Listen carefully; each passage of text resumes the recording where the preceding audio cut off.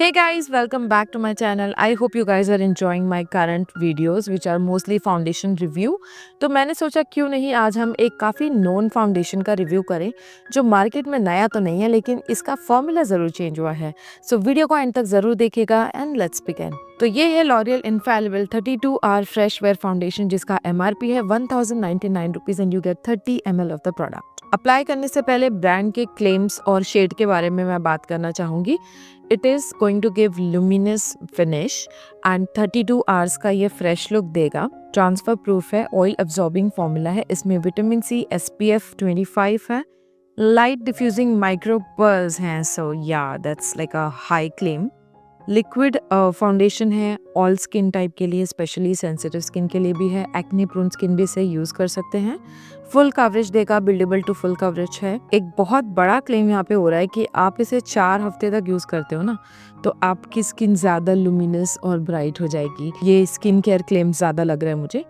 All day breathable formula है, no वे down यानी बहुत ही वेटलेस फाउंडेशन होगा एंड इट इज़ नॉन कमोडोजेनिक. इसके इंग्रेडिएंट्स के बारे में मैं बात करना चाहूँगी क्योंकि इसमें 2 मेजर एक्टिव इंग्रेडिएंट का यूज़ हुआ है. फर्स्ट इज ऑक्टिनॉक्सेट जो एक तरह का UV प्रोटेक्टेंट है, UV शील्ड देता है, मतलब SPF वाला काम ये कर देगा.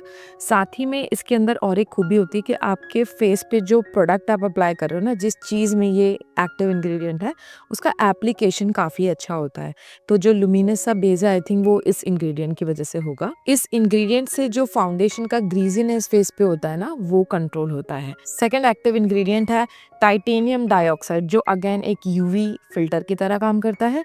साथ ही में ये नॉन कमोडोजेनिक होता है, एक्ने प्रोन स्किन के लिए अच्छा है, आपके पोर्स को क्लॉग नहीं करेगा and it acts as a colouring agent in any sort of makeup product. Now let me talk about the 9 shades they have launched. Fair shade में we have 3, 125 natural beige, 140 golden beige and 145 rose beige. 125 natural beige ये shade है जो मेरे पास है. तो मुझे लगता है कि अगर आप अच्छे खासे गोरे हो ना तो आपके लिए इसमें कोई शेड नहीं है आई वुड से. और ये फेयर शेड का सबसे फेयर शेड है भी नहीं. 120 भी एक शेड है जो इंडिया में मुझे नहीं लगता कहीं पे है, मुझे तो नहीं मिला. Let me know you guys can see. और ये वाला जो शेड है ना ये थोड़ा सा वार्म ज़रूर है लेकिन एक्सट्रीम वार्म नहीं है, न्यूट्रल साइड पे ज़्यादा हो जाता है. तो मेरे स्किन टोन के लिए ये बेस्ट है. 140 गोल्डन बेज में थोड़ा वार्मथ ज़्यादा है. 145 रोज बेज जैसा कि नाम है ये थोड़ा सा कूलर साइड पे है, कूल अंडरटोन वाला फाउंडेशन है, पिंकिश दिखेगा आपको. नाउ मीडियम साइड पे we have 4 shades. 220 sand, 235 miel honey, 250 sable eclat radiant sand and 260 golden sun. 220 sand is like a warmer shade जो मेरे स्किन टोन से 2 शेड डार्क होगा. माइल हनी उससे थोड़ा और डार्क है और ये ऑरेंज साइड पे मुझे ज़्यादा नज़र आता है. 250 and 260 is a bit more deeper and more warmer compared to 230 and 235.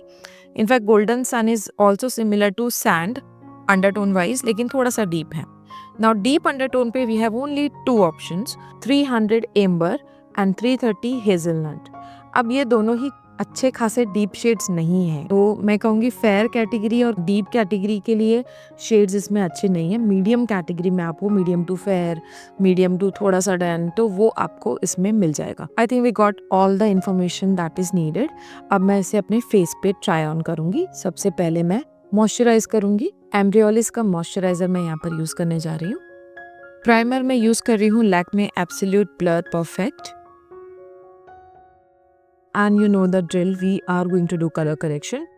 Swiss Beauty का ऑरेंज करेक्टर यूज कर रही हूँ मैं. Using PAC 215 concealer brush to blend this. Recode का लूज पाउडर लूंगी और इसको थोड़ा सा सेट कर लेते हैं. सो अभी इसका मैं स्वॉच करके आपको दिखा देती हूँ. पहले super runny foundation, super light weight, super breathable. Foundation brush में यूज करने वाली हूँ cuffs and lashes F016. It's my favourite. So let's take few pumps. इसको थोड़ा सा मैं वार्म अप कर रही हूँ पहले. Let's go.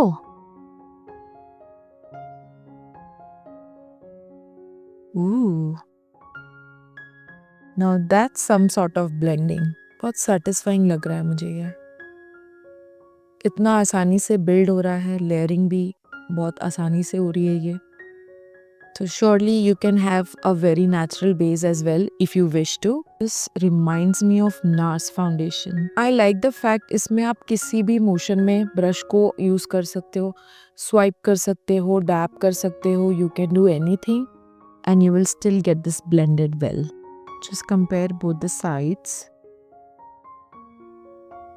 ये काफ़ी डूई सा फाउंडेशन था, लेकिन ब्लेंड होने के बाद जब ये सेट हुआ है तो ये इतना डूई नहीं है कि आप इसे हैंडल ना कर पाओ. So I think the formula is pretty beautiful and easy to work with.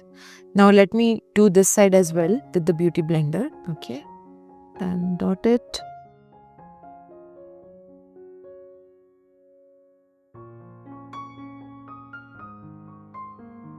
Okay okay, definitely coverage यहाँ पर कम हो गई है.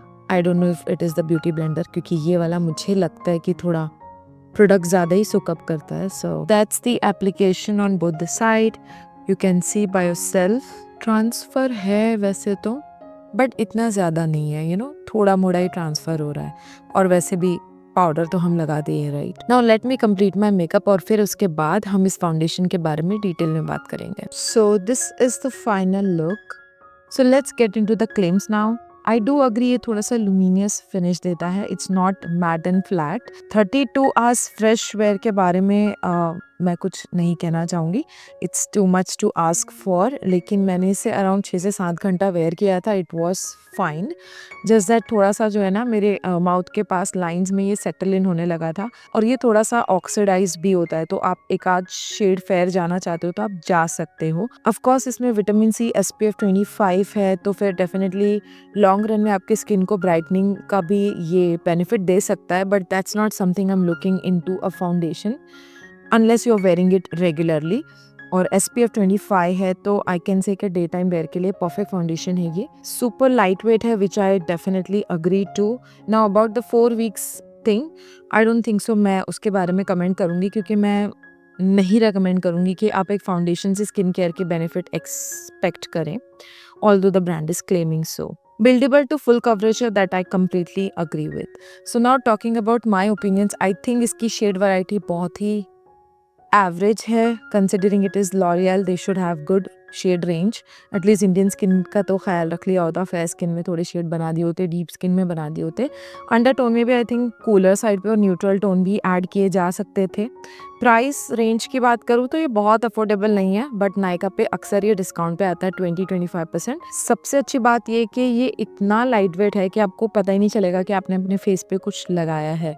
और इसमें जो आपको बेनिफिट मिल रहा है ना, वो काफ़ी अच्छा है. लाइक इंग्रेडिएंट्स की मैं बात करूँ तो उस एंगल से ये एक daily wear sort of a foundation भी हो जाता है. प्रोफेशनल वैनिटी के लिए it's not a ideal kind of a foundation, but you can work with it. Although ये बहुत ही थिन फाउंडेशन है और बिल्डेबल है, बट मैं कहूँगी कि एक लिमिट तक ही आप कवरेज बिल्ड करो.